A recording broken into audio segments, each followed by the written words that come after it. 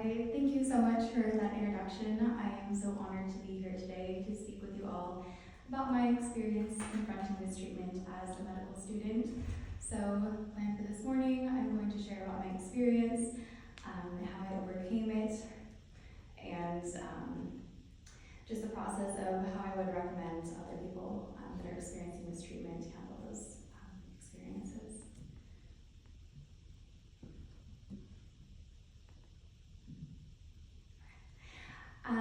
This will be a little bit of a recap of the introduction I received. I have always wanted to be a doctor since I was a little girl. The interest in child psychiatry came when I was in high school. I received a grant to create a documentary on Mean Girls, and that was my first introduction to child psychiatrists who I interviewed through that process. It brought together my interest of working with children, as well as the importance I see in mental health. And that started my trajectory. I graduated valedictorian with 77 other students in a very small town in Idaho. I went on to graduate with honors from Bryn Mawr College with a major in psychology and minors in biology and child and family studies. And then I went on to Johns Hopkins, where I earned a biotechnology master's degree with a concentration in health science intensive. I had 9 medical school interviews, and I was able to accept my 8th offer to my dream program. And initially, being in medical school was an absolute dream. I began my foundations phase in medical school in Moscow, Idaho, and from there went to Anchorage, Alaska to do my OBGYN rotation. I helped deliver 16 babies and just was having so much fun with this clinical phase of being a medical student. From there, I went to Whitefish, Montana, saw over 200 patients, and my next stop was surgery in Bozeman, Montana, and that's the rotation that brings me to speak with you today. The surgery clerkship team was composed of surgeons, who was an all-male team, APCs made up of PAs and NPs, and then the single medical student, which was me on this rotation. Before I describe my surgery experience, I do want to preface 2 things.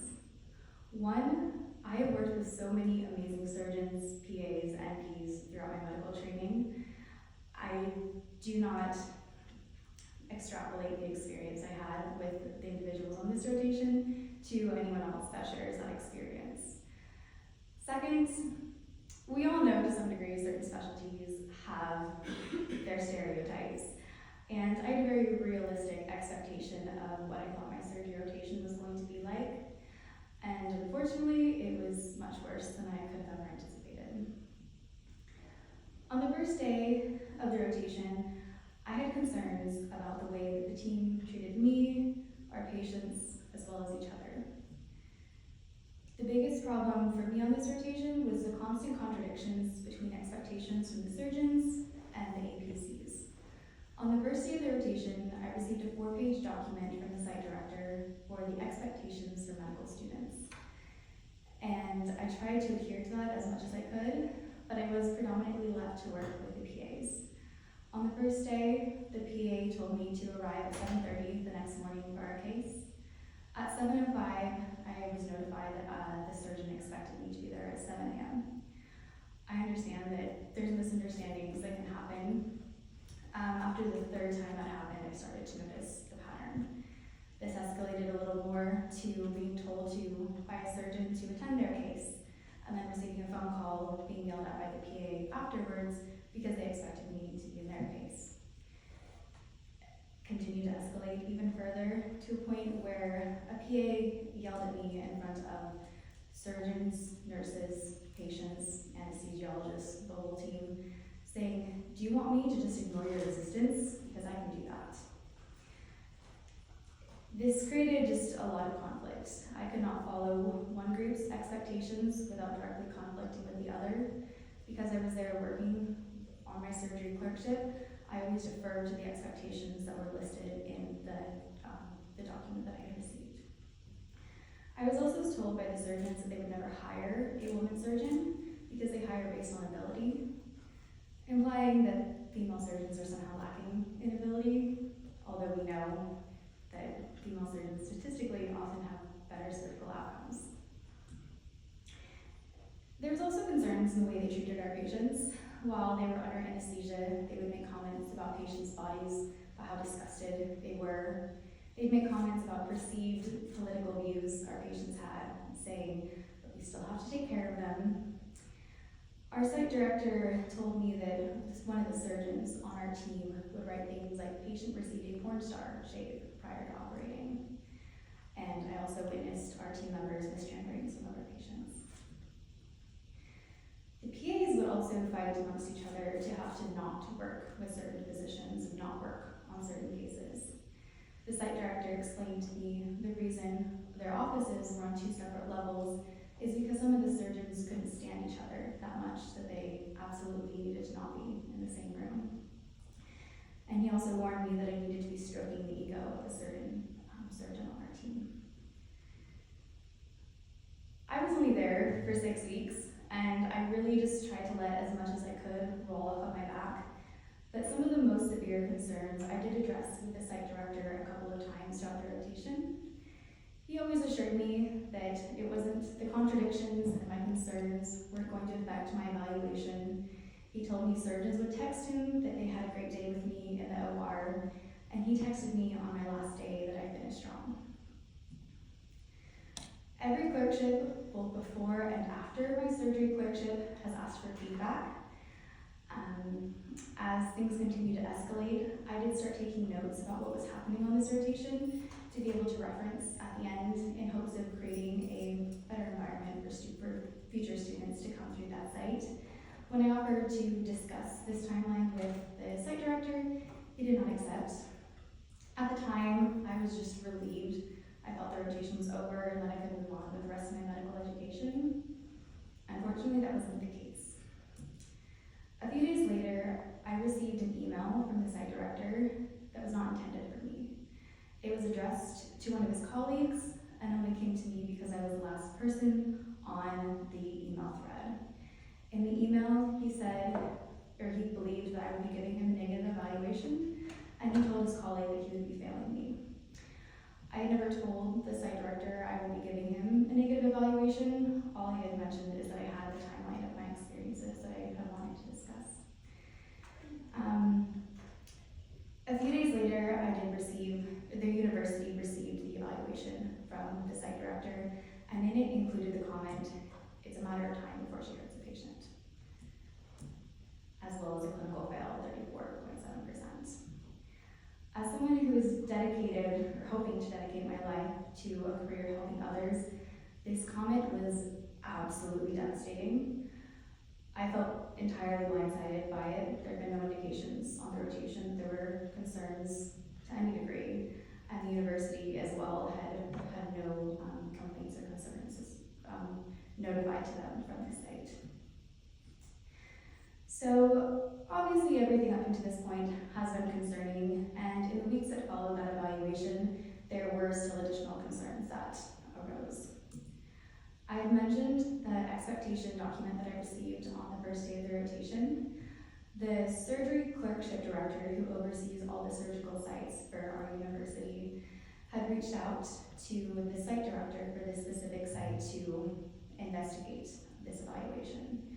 He had provided her with an expectation document saying that I did not follow the expectations. When she sent it to me, it was not the same expectation document. I had received an email from him at the beginning of the rotation, and many of the changes in this document were in direct response to concerns, contradictions I had experienced on the rotation. During our rotations, we have mid-clerkship feedback that we receive. The site director completed this form 4 weeks into the 6-week rotation. I had received full marks, and there were no notes of concern. After the rotation was over, the site director accused me of taking photos in the OR and posting without permission. The photo and post in question was taken during my OBGYN rotation in Anchorage, Alaska by one of my attendings, shared with permission, and it was posted a month before I started my surgery clerkship rotation.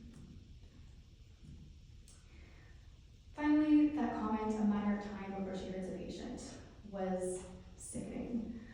I knew that it was written in retaliation, but I wanted to make sure if there was something that I was that oblivious about, needed to know what led to that comment so I could continue not to do it for the rest of my medical training and career. The surgery clerkship director who was heading this investigation said she would ask the site director the circumstances surrounding this comment and would get back to me. A few days later, the comment was removed from my evaluation. Everything else remained. I was not notified that it was removed, and when I reached out to her for that explanation and reference, she said that she would not be discussing it any further. So, in summary, I had a rotation, very negative learning environment, but was reassured by the site director that my concerns about it would not affect my evaluation. He texted me, or he told me that surgeons were texting him that they were having good days with me in the OR. He himself texted me on my last day that I finished strong and had been marked no concerns, full marks on my mid-clerkship feedback. And then these were things that were occurring after the rotation had already ended. It's safe to say this was a very stressful time, not only for what had happened, but also for what was not happening. There was no action being taken to protect me what had happened. I didn't realize how much this was affecting, the stress was affecting my body until I had a battle with one piece of fried cauliflower. It had a dipping sauce that had tree nuts in it, a known allergy for myself that I've been exposed to many times before and even one time since, and it's always a very mild reaction. I can take a Benadryl and just be fine. So after I found out there were tree nuts in this sauce, I was having that itchy sensation, and those additional symptoms on top of that, I just thought it was a panic attack. I've been having so many over those last several weeks, and really just wanted to go home. I'm so grateful to my friend Marty, who said, "No, you look unwell, we need to go to the ER." And I was resistant for a while, but eventually let him take me to the ER. By the time we got there, I was showing signs of stage 3 anaphylactic shock. I lost control of my bowel function in the waiting room, and when they took my vitals, my pulse was in the 130s, and my oxygen saturation was in the 70s. The ER doctor, once everything had calmed down, told me if I had gone home and gone to sleep like I wanted to, I would have woken up with brain damage, if I would have woken up at all. After a very dark several weeks and just feeling very stuck in the position I was in, this was a very big wake-up call, and having to decide what are the things that I have control over and how can I do something with that to be moving forward. Thus began the healing journey of this experience. So, as we heard from our previous presenter, talking is so important. There is so much isolation that occurs in medical school and in those feelings of shame, and that was the first step that I had to take in healing from this journey. It was very scary to start talking about it, to tell my attending for the first time what had been said in my previous evaluation.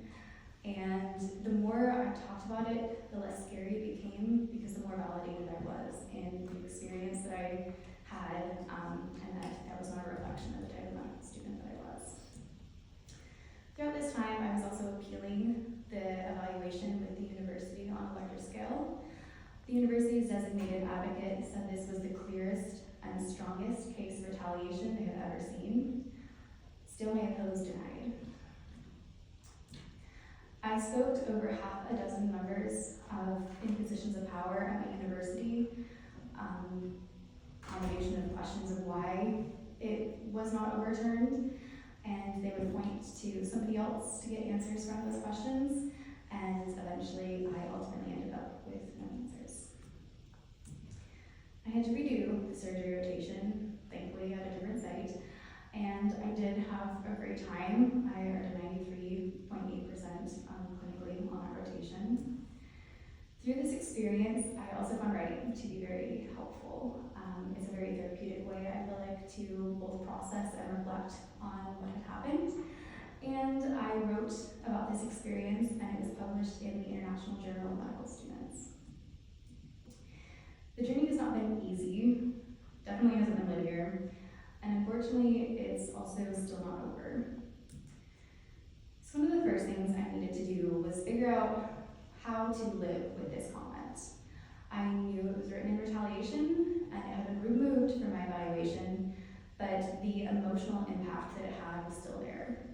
And so there's two things that I did with this comment, one for myself and then one on a broader scale. So for myself, I really needed to dismantle this comment and reframe it in the true evaluations that I received on this rotation. And so I turned that into an art project of sorts and have digitized it here.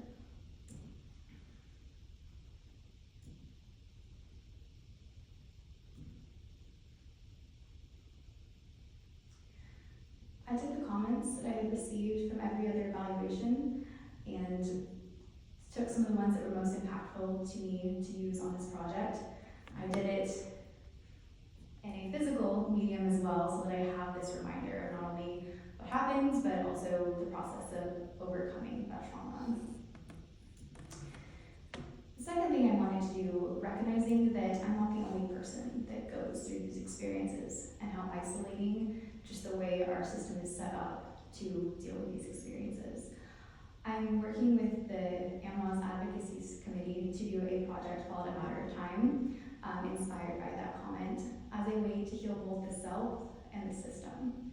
So, in Reflections on Healing the Self, having a blog space where medical students can write about their mistreatment experiences that they have in a place that is unbiased and a possibility for anonymity, just with the consequences sometimes of speaking out, but in a place that you can have support and recognize that you are not alone in the experiences that you're having.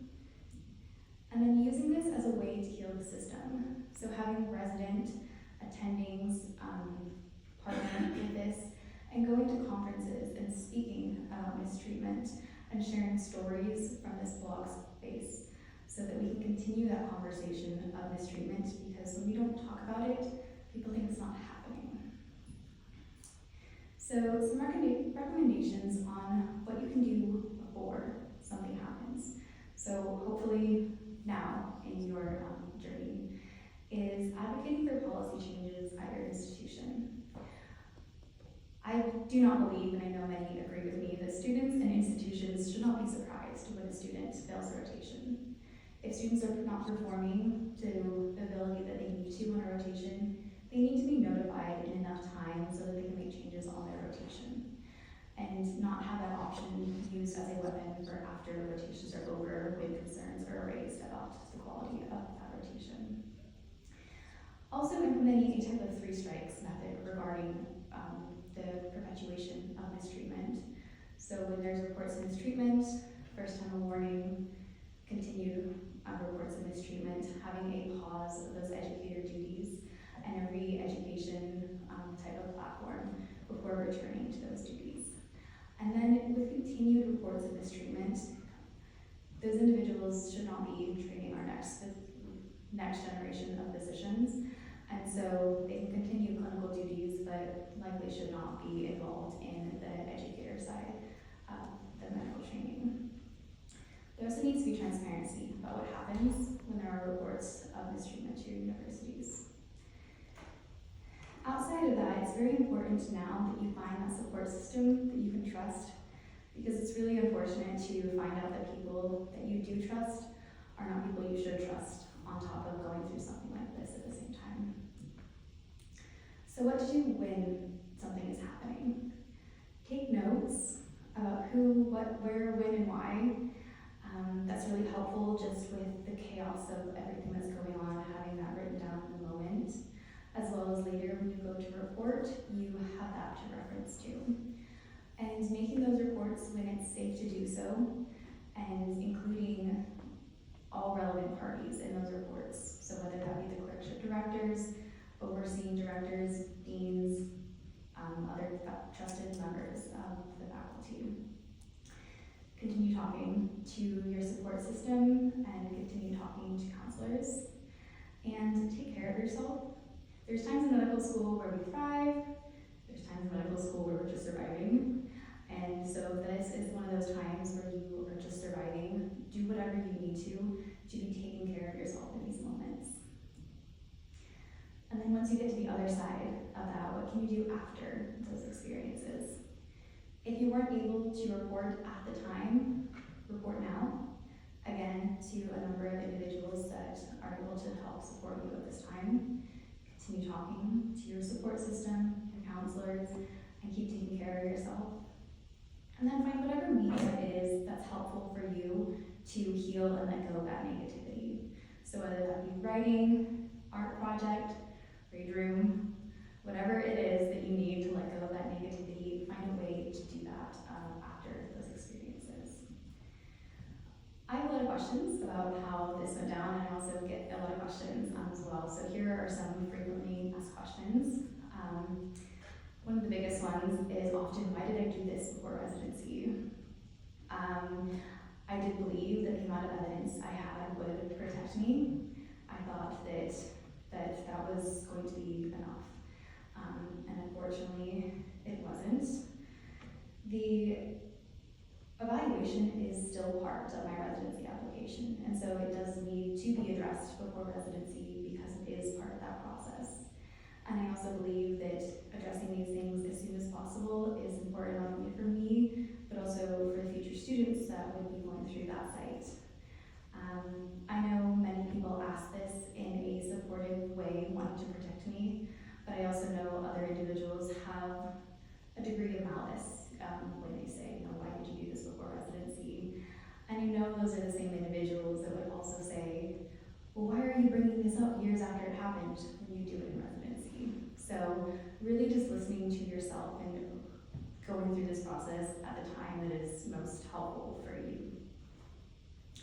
In that same line of thought, the questions of why don't I let it go? Again, still part of my residency application, still have to do something about it. More than that as well, I have been told that it makes me a liability to be talking about this, and that's why I need to stop.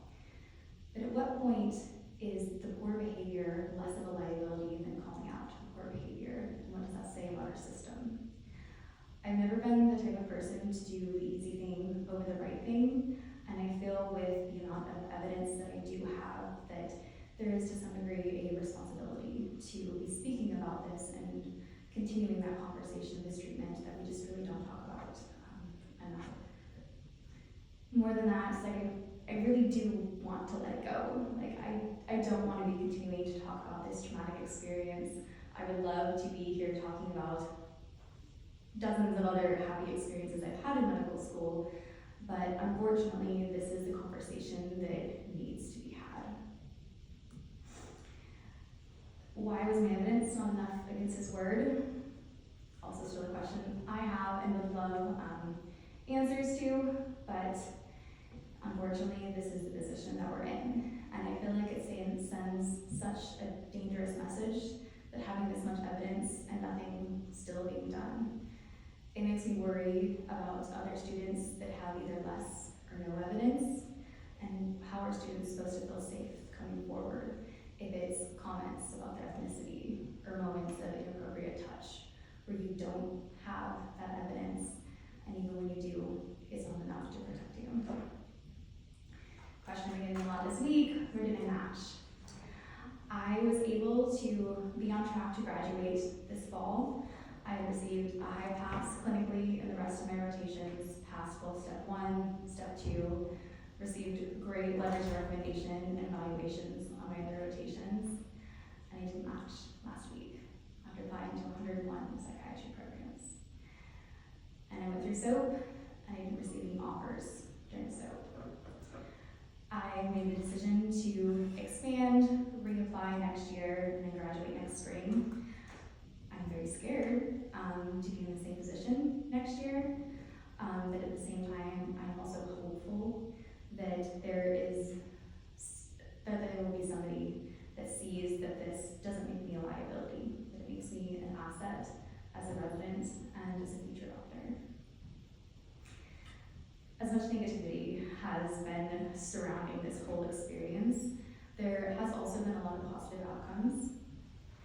I received hundreds of messages in response to my article from people who my story resonates with them, or they feel inspired by my sharing my story. One of my attendings responded that she had to go sit in one of the papers and cry, and that for the first time in decades, she feels comfortable sharing the mistreatment she experienced in medical school with her classmates at the time. first time. I've also been able to receive support from PA students who rotated at that same surgery site for their surgery clerkship, who experienced the same mistreatment in that realm of not feeling so alone. And on the flip side of that, I've also been able to provide support to current students who are having similar experiences on their surgery site at that same surgery site, as it is continued to allow students to rotate through there. I hope that this space that we're planning to create with A Matter of Time will be a space where we don't have to feel so alone in this process, and that we can find strength in standing together and sharing our stories together to create a cultural shift in the way medical students are treated. So my final thoughts for today: medical school is hard, but it doesn't need to be this hard. My silence doesn't protect me, and it doesn't protect you. And so if you can find ways to speak out in a way that's safe, and whatever that means for you. There is a hierarchy in medicine that can't go away. Medical students do not know as much as attendings or residents or fellows, and we need that structure, but what we don't need is the abuse of power within that structure, and that is what we do need to address. Change is often most necessary when it is most uncomfortable, and I'm very uncomfortable, but I recognize the importance of that. We're deciding now the type of physicians that we want to be, and that goes beyond wanting to be a psychiatrist or a surgeon or a neurologist. We need to decide how we want to treat things beyond the disease, how we want to treat our patients, our colleagues, our trainees, ourselves, and each other. And I do believe that not only is it a matter of time before we're all doctors, it's also a matter of time before we have that bumpy road on the journey. But it's a matter of time before I think we will all make a positive impact on healthcare. So, thank you for your time. I really appreciate your attention. And as we continue to develop A Matter of Time, we will send out updates. So if you would like to provide your email address, we will keep you updated.